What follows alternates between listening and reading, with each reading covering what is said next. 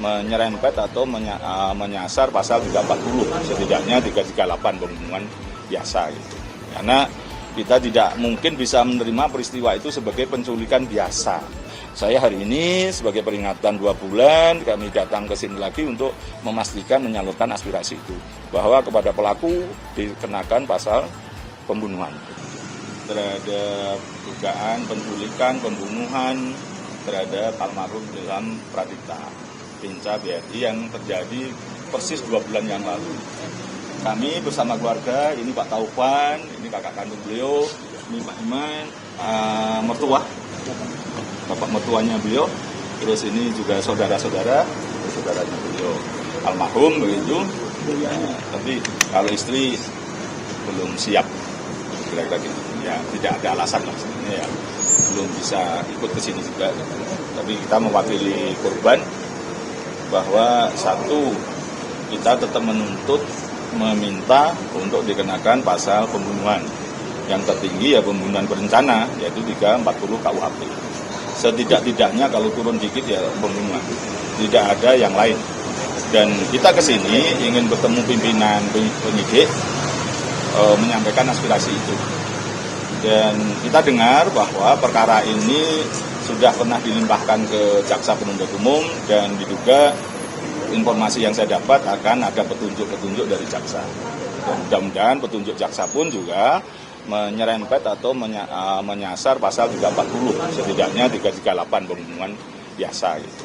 Karena kita tidak mungkin bisa menerima peristiwa itu sebagai penculikan biasa.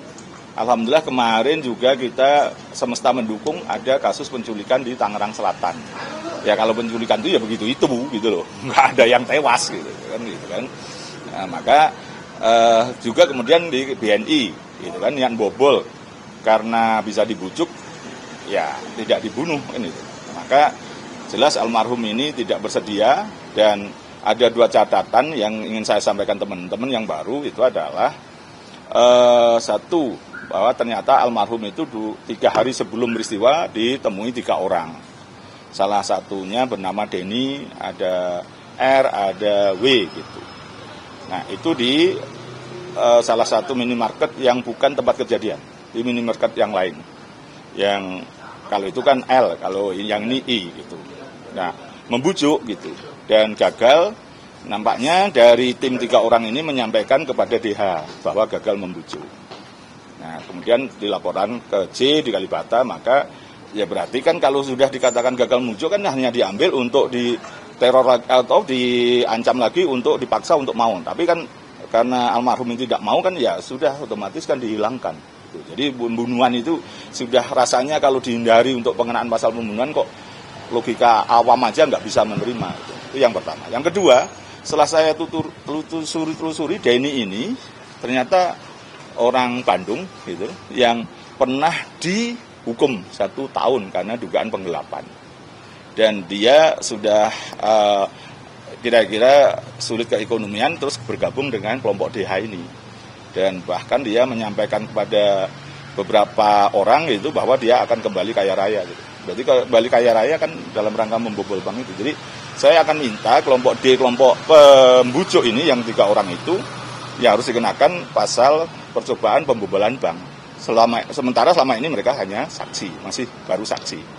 Nah, tapi kan berarti rangkaian itu bahwa usaha pembobolan bank ini kan sudah terencana. Berarti kan setidaknya perencanaan pembobolan bank. Jadi kalau mungkin dalam kasus penculikan dan pembunuhan almarhum itu dia bisa lepas karena memang hanya membujuk, gagal ya sudah tinggal laporan gitu, tidak tahu konsep besarnya, bisa aja begitu. Tapi bahwa bagian konsep pembobolan bank kan dia diduga terlibat. Maka nanti saya akan meminta itu. Jadi biar semua pihak yang terkait atau beririsan itu ya dimintai pertanggungjawaban. Karena ini kan rencana besar untuk membobol bank, dan terbukti pembobolan bank itu sudah terjadi BNI 204 miliar. Dan sebenarnya ada bank lain yang dibobol juga di angka 200-an miliar lebih, 250 bahkan, dengan cara-cara juga pembobolan. Dan ini masih ditangani oleh pihak kepolisian. Nanti suatu saat kita buka itu. Terpaksa saya karena sudah biasa jadi detektif partikelir untuk mendukung semua ini, saya lacak semua pembobolan bank. Bahkan diduga pembobolan itu lebih canggih lagi karena sistem hacker, dan diduga uangnya sudah nggak bisa dilacak lagi diketemukan karena dijadikan Bitcoin. Nah itulah artinya sistematika, modus segala macam dugaan-dugaan pembobolan bank ini sebenarnya sudah begitu masifnya, begitu mendalamnya. Maka ya saya minta untuk 3 orang yang pembujuk ini juga bisa dikenakan percobaan pembobolan bank. Gitu. Jadi 2 hal itu masih.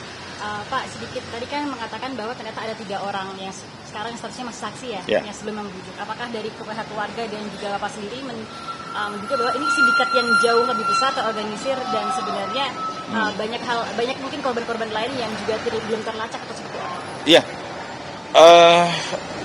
memang saya katakan tadi ini kejahatan terorganisir dan masif dan sudah merambah mana-mana. Dalam kasus Bank BNI dulu ternyata diduga yang bersangkutan itu yang korbannya loh ya pernah juga dibobol senilai 8 miliar gitu. Memang oleh oknum pegawai banknya gitu.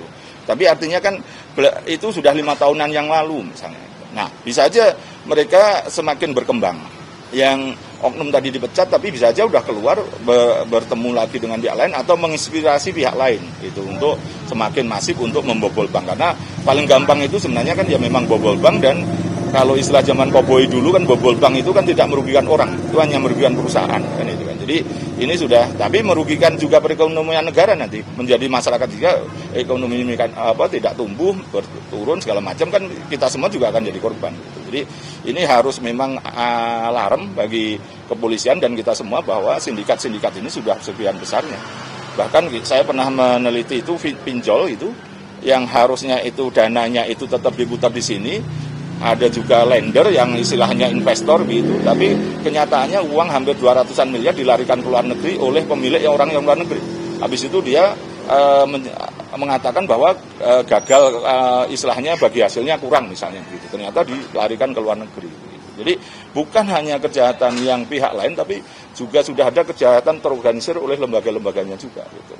Jadi ini alarm istilahnya bagi kita semua, bagi penegak hukum, kejahatan kerah putih dan kejahatan terorganisir itu sudah begitu masifnya dan ini ya sampai menimbulkan korban jadinya gitu. Ketika tidak mau dihabisi gitu almarhum Ilham. Maka saya hari ini sebagai peringatan 2 bulan kami datang ke sini lagi untuk memastikan menyalurkan aspirasi itu bahwa kepada pelaku dikenakan pasal pembunuhan.